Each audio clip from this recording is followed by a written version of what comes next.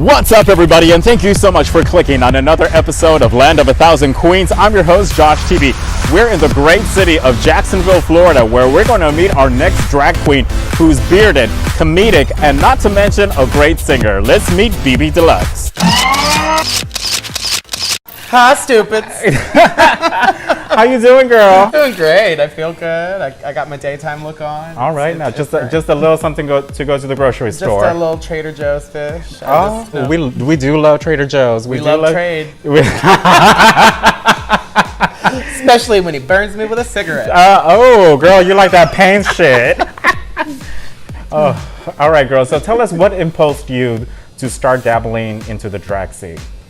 It just, it's one of those things that was just destined to happen eventually. I was a little baby gay who played with Barbie dolls and used to get in my mom's closet. Used to walk around her little beige 2-inch heels, feeling my fantasy. Oh, that nude pump. It's a nude pump. That nude pump, rounded toe. Oh. She wore them on the good nights at church. And you weren't on the Friday nights. Girl, I wore it Tuesday morning when Daddy went to work. But I just always dressed up like a girl, you know, just for funsies in my house. And then I idolized people like Britney Spears and the Spice Girls, and I wanted to be them. And I did theater and musical theater and stuff, so I did plays and performance. And then when I got about like 17, 18 years old, I was like, wait a minute, I could do what those drag queens are doing, and that would be a lot of fun. And then that was in 2009. Now it's 2018. It's almost 10 years of stupid. 10 years of stupid. 10 years of stupid. Where do you draw your inspiration from? Like, do you have a persona or a type of era that you try to go for or project?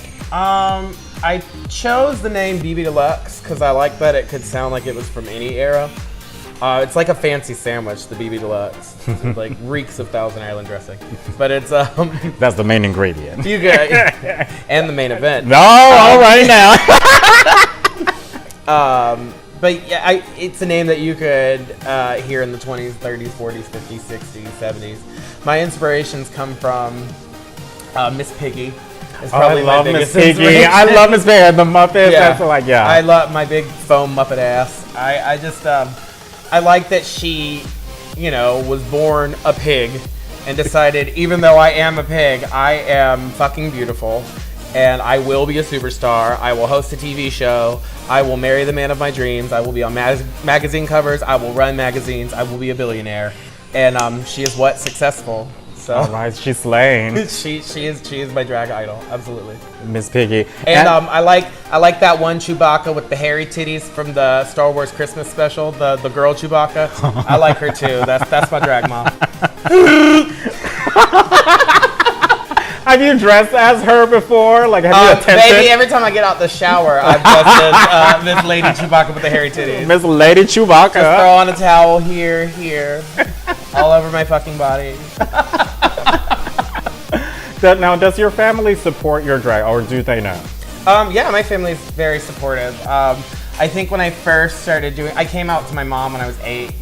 Oh, really? Years old, yeah. And she was like, honey, why don't you wait a couple years? She was like, you don't know what you're talking about? She was just like, baby, this is going to be a big pill to swallow for everybody, so why don't you just kind of like, that'll be a me and you thing we can talk about. And then when I was 13, I came out to everybody. And when I first started doing drag, my parents were concerned, and I think it was from like a safety perspective, because girls like us are at risk just existing like this in the South.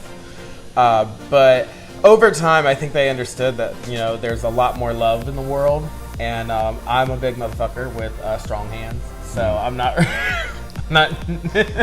Did you play any sports like growing up through high school? I did. My dad wanted me to. Oh, really? My dad wanted me to, but I was a theater girl. But I did get in a lot of fights. Oh. Now, the important question is, did you win? You win some, you lose some.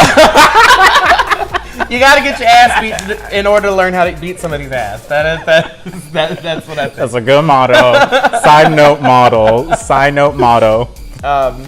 But they're wonderfully supportive. My dad was a stand-up comic. His name was Dickie Palmer. He was a stand-up comic for most of my childhood, and in some ways, it's like he gets really stoked seeing me perform because I'm sort of carrying up that torch, and that's how I feel about it. He might feel like I'm sucking all his So you did energy. like, so do you get like a lot of material like learning growing up, like, oh, I'm gonna do what my dad did on the drag stage? Yeah. Just the way my dad used to handle hecklers. And that's hard. So, like, if you don't know how to speak on the mic, that's hard. Oh, it's I would go be like, okay, bye, thank you. Girl, I sit up there. Child, some nights I'll just be sitting there waiting for somebody to say something.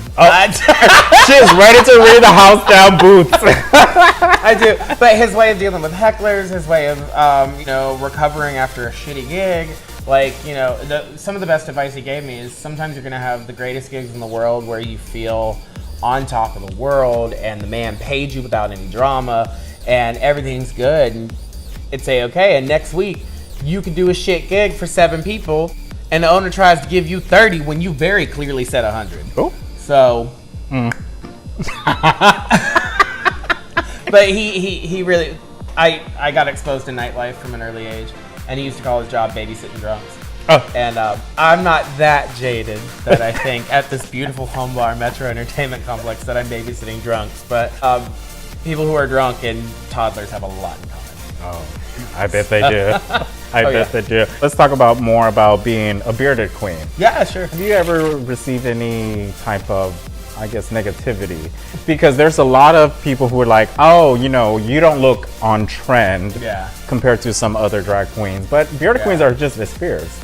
Thank you, I appreciate you. I do think we're just as fierce. That's why she on the show, girl. My contour is natural, but it was real difficult at first because people just need to be put into these boxes all the time, and it's so funny that in a subculture like drag, there was never a circumstance where you were gonna look at me in drag and think, that is a biological cis woman. And that's not the thing that you're supposed to measure drag on. My only rule when I watch a drag show is don't be boring. Don't be fucking boring. I don't care what you have on. I don't care what you're doing. Just don't bore me. And you can't call me boring. I'm not that girl. But when I started, Jacksonville is a real pageant-heavy town. It's real traditional.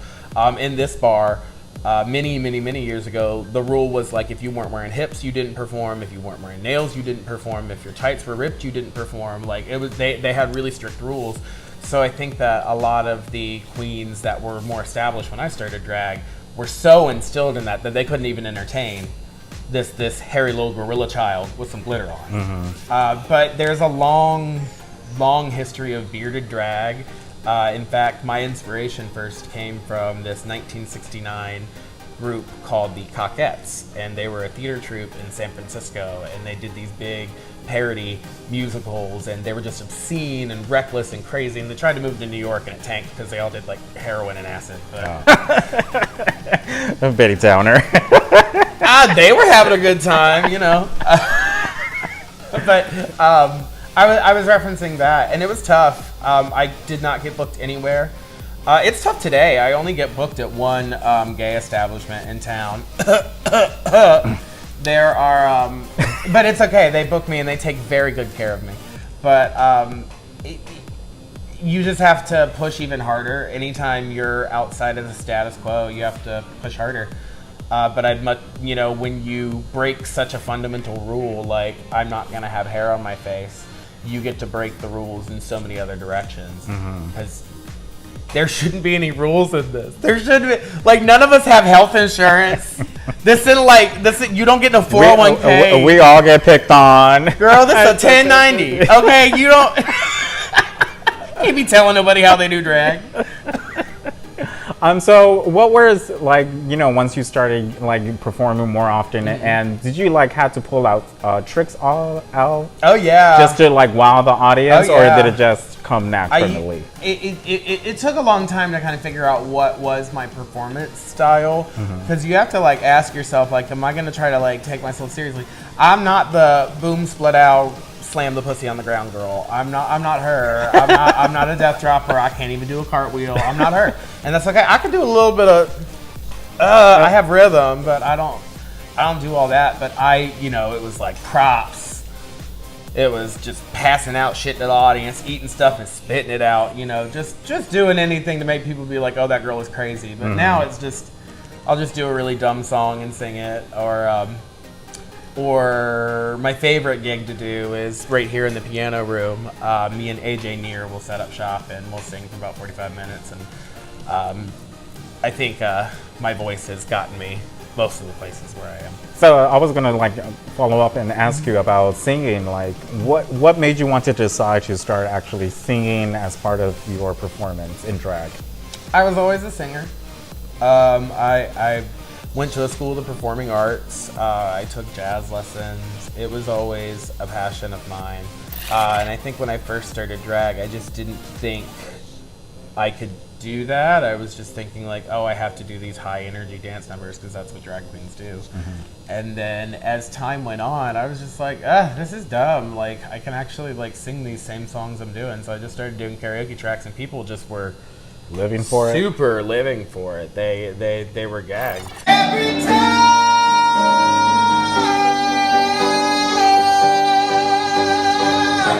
this is that part when I say I don't want you, so I'm gonna not be anymore. This is that part when I break free, 'cause I can't resist anymore. This is that part when I. And I've never liked waiting in line at karaoke, so like I basically get to have my own karaoke show and nobody else gets to. So it's You're like, excuse me, singing diva coming through. I just I like if I lip sync something, because I do still lip sync from time to time, but Yeah. if I do, it has to be like funny. It has to be a mix. It has to have an idea behind it. It has to be. I'm not ever gonna be the girl who just goes out there and does a number and, you know, collects the money. Hey, baby. That's not. Ooh, the That's- shade. She was throwing. They know. Look, because those same girls be going out going, hey, baby. Oh, I don't know the words of this song, so I'm going to say hi to people. Oh. They the same girls reading me, talking about I'm not wearing tights on my legs, and I got hair on my face. Okay, that's cool. You want to read me, I'm going to read you back.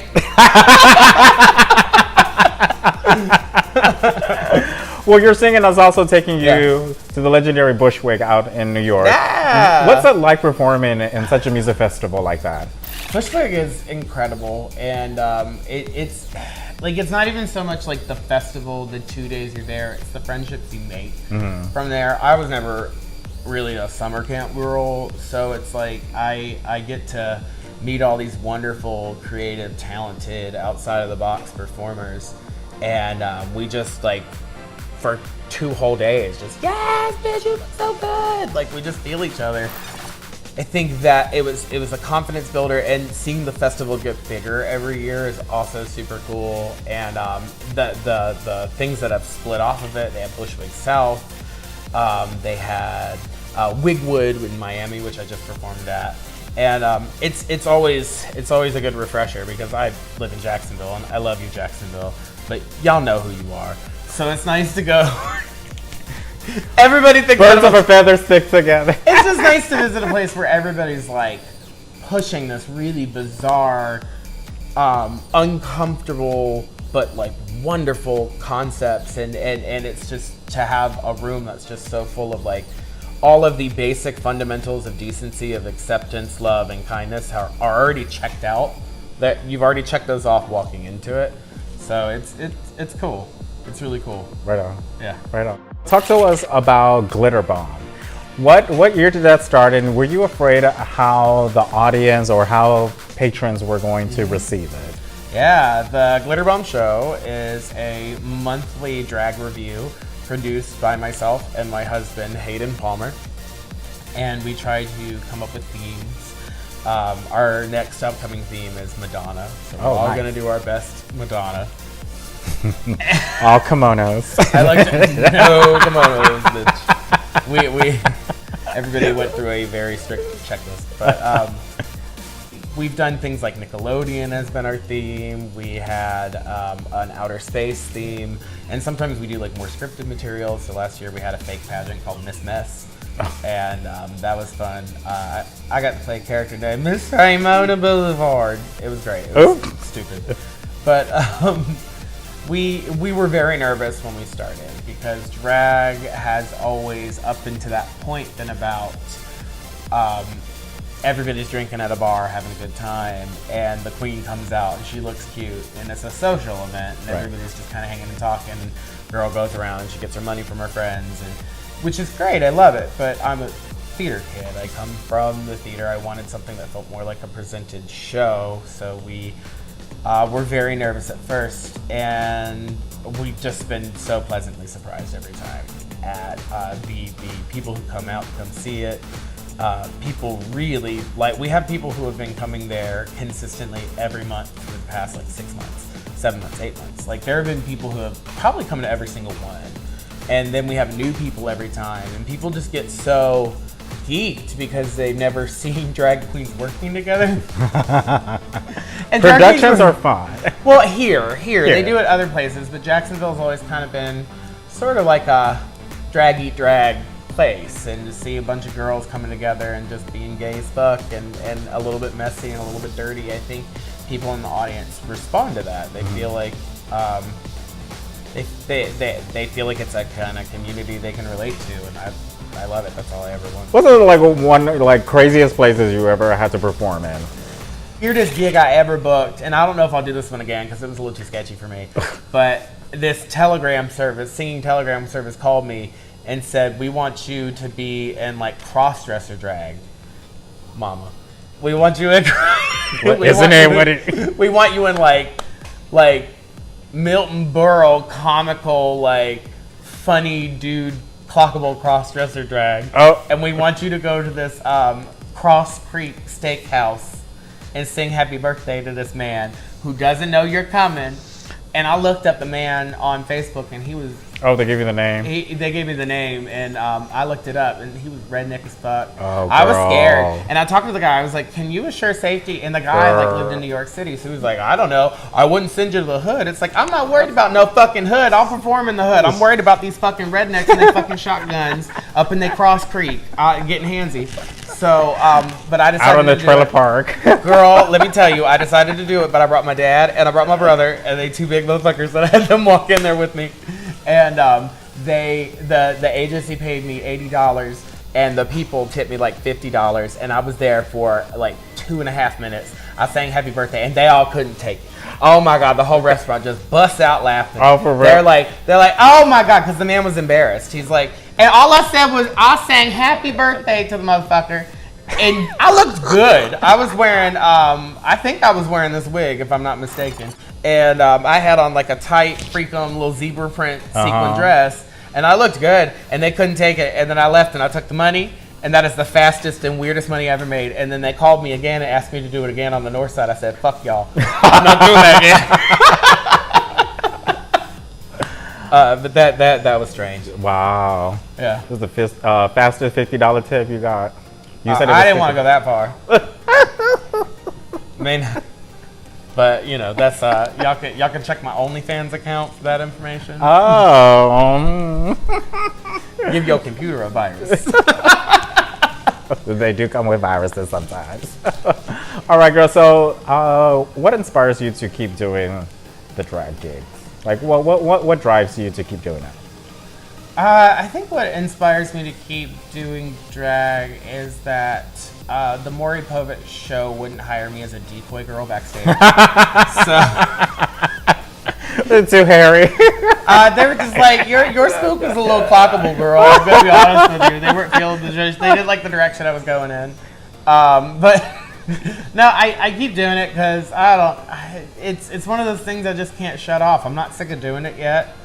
I've been doing it regularly. Like, you know, when I always wondered like if I became like professional at it, and I consider myself professional as you can get. I pay rent my car insurance with it. Right. I have another job that I pay my utilities and my cable with, but y'all can mind your fucking business. It's not 10 months in the gig. Girl, don't worry about it. But I still love it, man. Like, I mean, I could make probably about this money. That's the amount I make doing drag, and I have to break it down into that at this point because it's like you got your passions and then you got your career, and I'm a person who wanted to combine the two, and I have. And but I sit down in the makeup mirror and I'm putting this junk on, and then I'm strapping into all this foam, and I get there and I look good, and I come here and everybody says nice things. Even if there's only 3 people at the bar, somebody's gonna tell me I look cute. So I could be doing this job, or I could be working as a barista, or like at a really dehumanizing call center, and no tea if that's what you're doing. Much love, much respect. If you feel coffee, if you feel talking on a nasty telephone all day, then that's your business, and BB don't judge. But and when things get rough, like you have rough crowds that suck and aren't responding to you well, and you have technical difficulties, like the lights go out in the dressing room, or your track skipped, or you're running late, your tight got a hole in it, you know, whatever, what have you. At the end of the day, you have to assess the situation and be like, I'm getting paid to wear ladies' clothes, technically ladies. Sometimes it's not even ladies' clothes, believe it or not.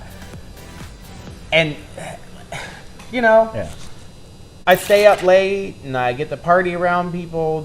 I'm so grateful, you know. It's you just never gotta shake that. But come check me in 5 years after getting rejected by RuPaul like 4 times in a row. Let's see if I feel the same way.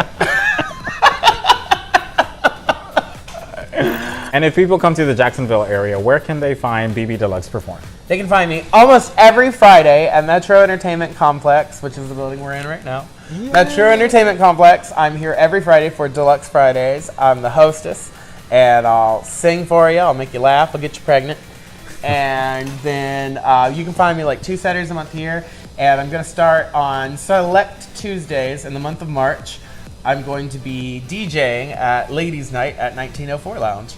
So nice. That should be really fun. And a bunch of other stuff. You should follow me on Instagram, Bebe Deluxe. That's BEBE period Deluxe. And you can find me on Facebook. It's facebook.com/the Bebe Deluxe. You can find me on Twitter, the Bebe Deluxe. And you can find me on Snapchat, just Bebe Deluxe. We'll put all those links on the video screen as well as the description box. If you want to see a show that may or may not be mine, have me on Snapchat. I'm just kidding. I don't do that. Well, thank you so much, Thanks, Bebe, for doing this interview on Land of a Thousand Queens. I'm very excited to have you on. And like she said, we'll provide all of their social media accounts in the description box below or on the screens because we'll pop them up. Also, follow me on social media, and I want to give out a big shout out to Metro for hosting us here to do this interview. I'm Josh TV, and we'll see you next time. Bye, stupids.